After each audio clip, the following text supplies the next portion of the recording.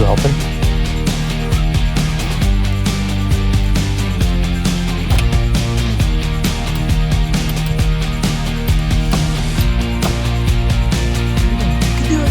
You can do it.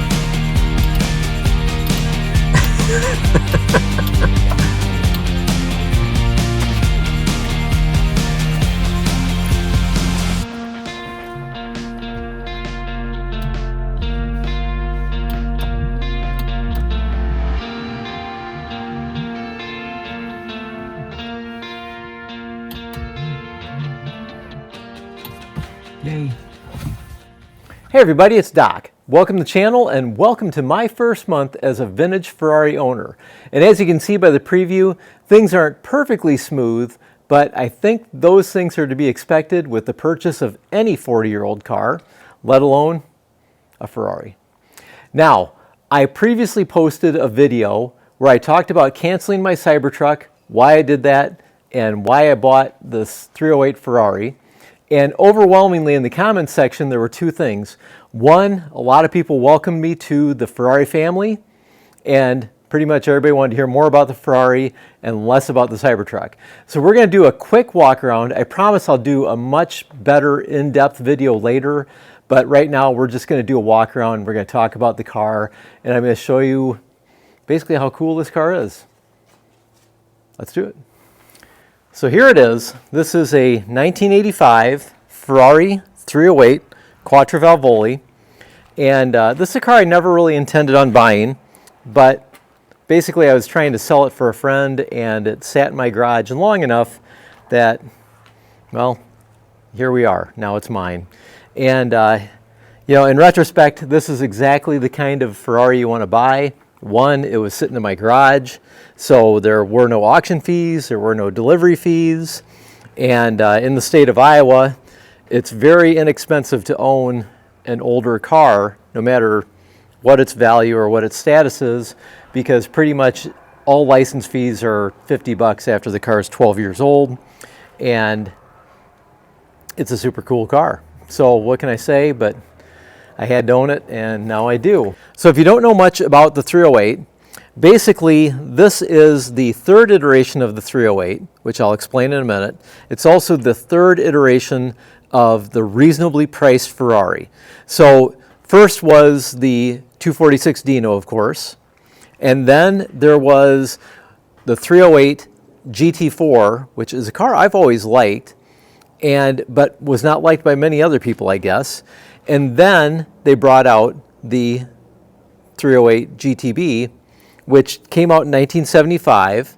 So originally it came out as a coupe only in fiberglass, and it was a carbureted model, and that is pretty much the most desirable model of the bunch. Then in 1977, they came out with the I think that's when they came out with the steel body. That's when they came out with the GTS, which is the Spider or the Targa top. They eventually went from the carbureted model, which made 255 horsepower, to a fuel-injected model, which the horsepower dropped significantly down to like 215. And then later on, they came out with the third iteration, which is this, which is the Quattro Valvoli. And so they went to 4-valve cylinders, which was able to bring the horsepower back up to 250-ish. And that's what we have here. For a lot of us, our first introduction to the car was in a show called Magnum PI. And it ran from 1980 to 1988, starred Tom Selleck, who played a private investigator who had a friend who was a millionaire, and the millionaire let him drive his Ferrari 308. Now, Tom Selleck was a pretty tall guy. He was like 6'3", I think. And this car is not built for tall people. So we'll talk a little bit about how they modified the car for him at that time.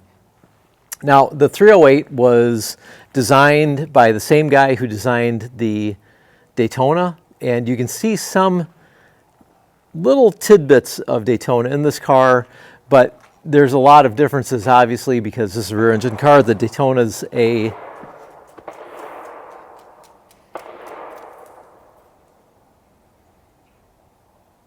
I think my neighbor's done.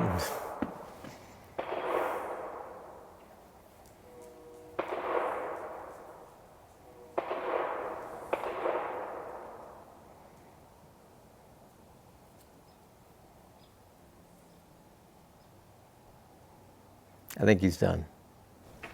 Now that the shooting is over, the 308 was designed by the same designer who did the Ferrari Daytona, which I grew up with Daytonas, and I can see a little bit of Daytona love in this car.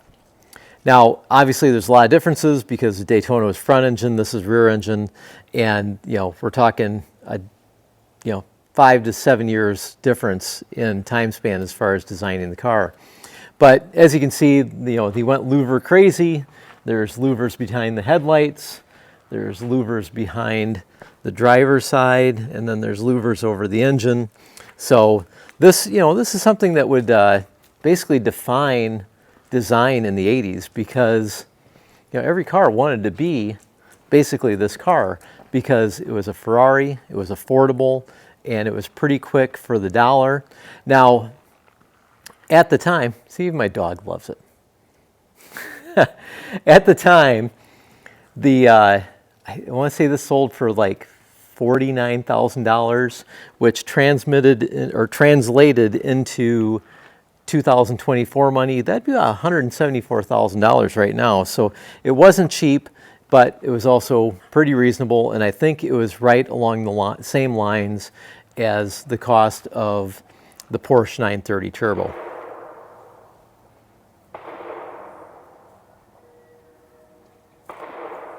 There really weren't a bunch of options on this car. Essentially, the only options, obviously you could get a coupe or the convertible.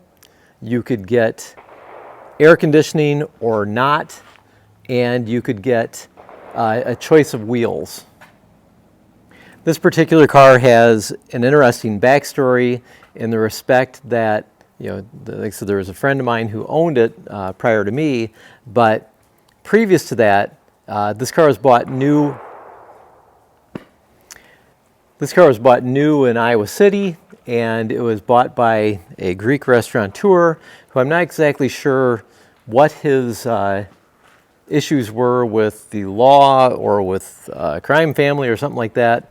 But essentially, this car was abandoned at a BMW dealership in Dubuque, Iowa.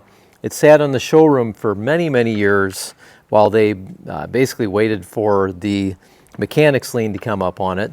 And when the mechanics lien came up, they were able to purchase the car, and eventually my friend was able to purchase the car from them. Now, the car did have issues for having sat so long, so there was a lot of work done in the respect of refreshing the car, bringing it back to what it needed to be, And most recently it's had a fair amount of mechanical work done. It had an engine out, it had the clutch done, it had the belts done, had all the important stuff done. So it's in pretty good shape there. The fluid that you saw leaking from the car at the beginning of the video probably is because there's probably a bit of air in the lines, so I need to purge the air from the lines, which luckily there is a website called Birdman's 308, and he's got a lot of descriptions on how to fix things, so I feel fairly confident that that's something I can address. So looking at the car from the outside, and you know, it is dirty. That's because everything is dirty around here, and that's because we haven't had rain for a very, very long time. It's also harvest season, and the soybeans make a lot of dust. It's pretty much a month of basically yucky air for us. But the paint on this car is not really the highlight, because Ferraris, you know, initially didn't come with that great of paint anyways. And we're looking at, you know, a car that has original paint, and it's got, you know, it's got little nicks and dings and things that, you know, essentially a car of this age, a survivor, would have. And this car, you know, again, the previous owner paid more attention to the mechanicals on the car than he did on the paint, and I'll probably, quite honestly, do the same, because this is the kind of car that I like to own, simply for the reason that I don't have to worry about a little rock chip. I live on a gravel road. We have seal-coated roads here which have little bits of gravel on them. Stuff gets thrown around.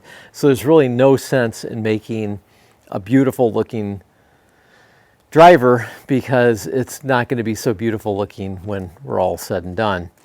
But looking at the outside, you know, you can just appreciate the beauty of the era that this car was designed in, and the lines that are just so beautiful. And you know, there's things I love about this car. Obviously, I love the louvers. I love our little side vent here that goes back to the engine to help cool the engine. And I love the staggered wheels. So we got, I think, 205s up front, 225s in the back.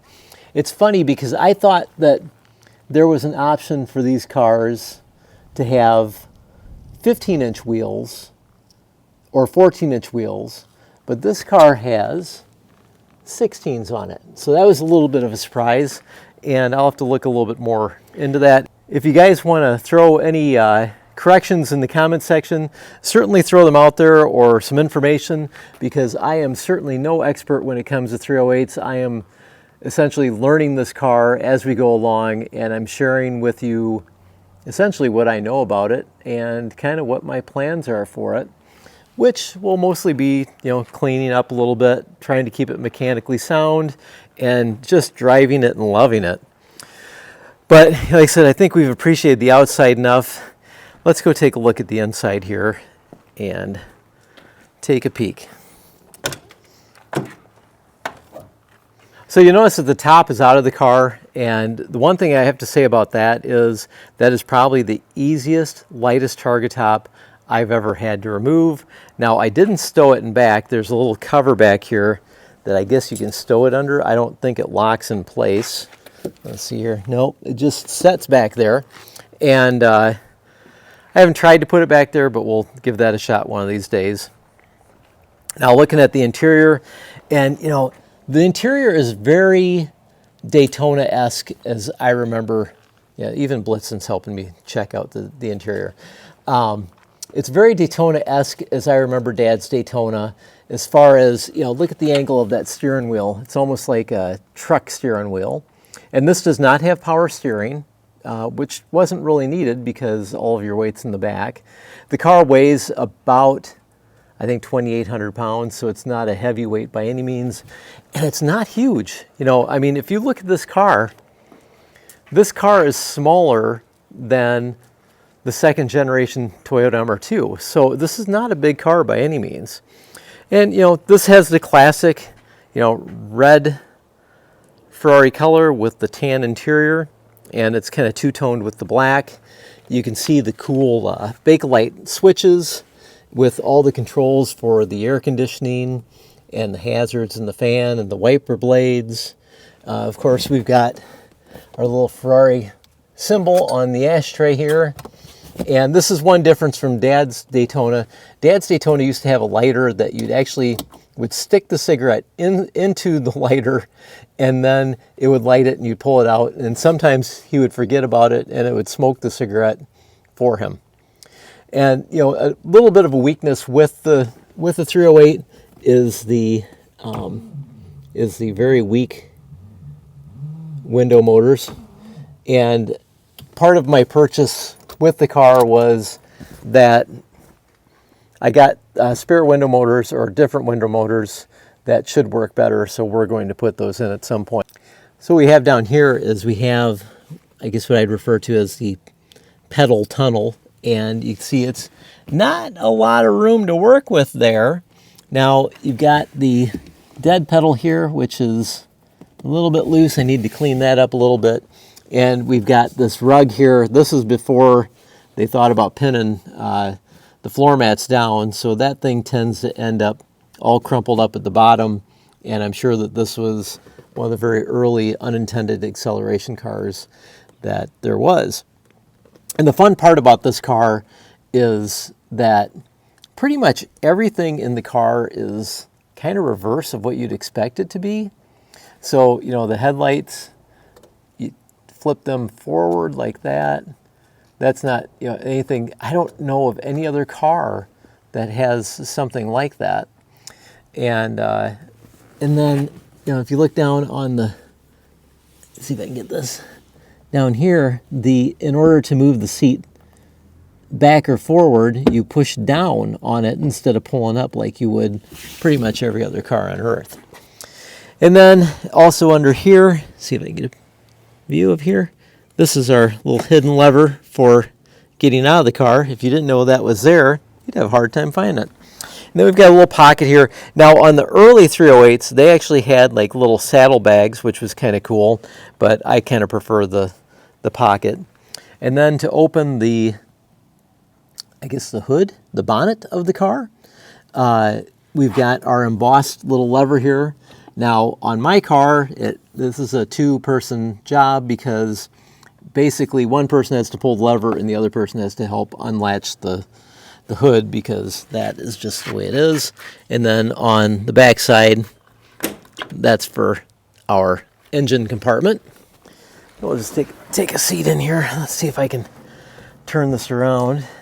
So with the seating position, you know, one, you can see that at 5'10", if I had the roof in, it would be just a little bit cramped, although I think this car was built pretty much for people of my stature as a maximum to drive this car. Italians must have been pretty short back then.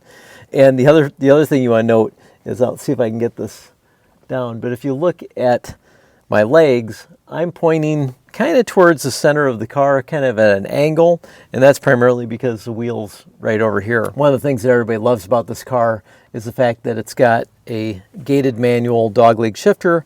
So essentially, it's in reverse right now. That would be first gear, and then generally most people skip second and go straight to third when you're driving when it's cooler. I very rarely actually ever use second gear at all, and this car lives in third and fourth when I'm driving on the back roads. Really, really cool car to drive. It's certainly a driving by the seat of your butt sort of thing. One of the things we were going to talk about with the seating position was, how did they fit 6'3" or 6'4"? Really? How did they fit? Can I talk? And you know, at 5'10", you can see that, you know, I'm kind of at a maximum as far as what this car would fit, but there's still room behind the seat. So what they did was they actually developed a special seat mount for him. It was a fixed seat. It went all the way back against the firewall, and even then, his head still kind of stuck out the roof a little bit. So that's how they did that. We reference Magnum PI and Tom Selleck quite a bit when we talk about this car, but it should be duly noted that there's also major cinematic presence with it, with Dean Martin and Sammy Davis Jr. when they drove the car dressed as Catholic priests in Cannonball Run, which was some of the funniest portions of that movie. Let's move on to the rest of the car. So looking at the gauges, some people complain that they can't see the fuel gauge and the water temperature gauge because they're so tall. I don't have that problem. Actually, I see the gauges perfectly. Again, you know, on Dad's Daytona, I was never in love with this steering wheel position where it felt like you were driving a truck. But in this car, I don't mind it so much. And it's really actually quite nice.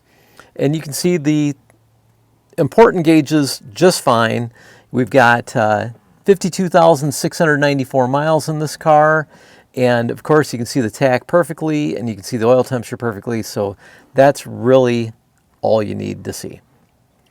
The car does have a Alpine radio, which is not the original Alpine. And this car has working air conditioning, which is apparently kind of rare. And then we talked about the window motors, which will eventually get replaced. Let's go take a look at the engine bay. The struts in this car are not strong enough to pop up the hatch like I've seen on some on YouTube, but it does hold it up fine, so that's pretty cool. Now what we have in here is we have a transverse mounted 2.9 liter V8, which, you know, again makes about 250-ish horsepower. As you can see, this is not a hard engine bay to work on. You know, whenever you can see the ground when you look down into an engine bay, you know, there's plenty of room in there to work with. Now the car's had some fairly extensive mechanical work done, so that's pretty cool. And my friend promised to kind of stay on as a consultant to help me when things break on the car. And when I had the coolant pissing out yesterday, he was the first person I called, and he actually responded really quickly. The only other thing I have to show you is, you know, this is kind of a cool setup as far as the trunk goes, and little cover there to keep the dust out, and that's a fairly decent sized trunk in the car. And then we have the tool kit, which I haven't opened up yet, but I'm assuming it's probably fairly complete. And there you go. I mean, that's pretty much most of the car. I guess we haven't looked under the front bonnet, and it doesn't like to be opened from the opposite side. And like I said, this is a two-man procedure as far as getting it open. Someone has to pull the lever and someone has to pop the bonnet. As you can see in here, we got a full-size spare. There's our radiator, and there's our, I think that's our washer fluid reservoir. Not too complicated, pretty simple. And that is the tour of my 308 GTS. I'm going to be a good Ferrari owner now, and I'm going to get to work on my car and see if I can get the air purged out of the coolant system, and then we're going to go for a drive. So you guys have a great day. We'll see you out there.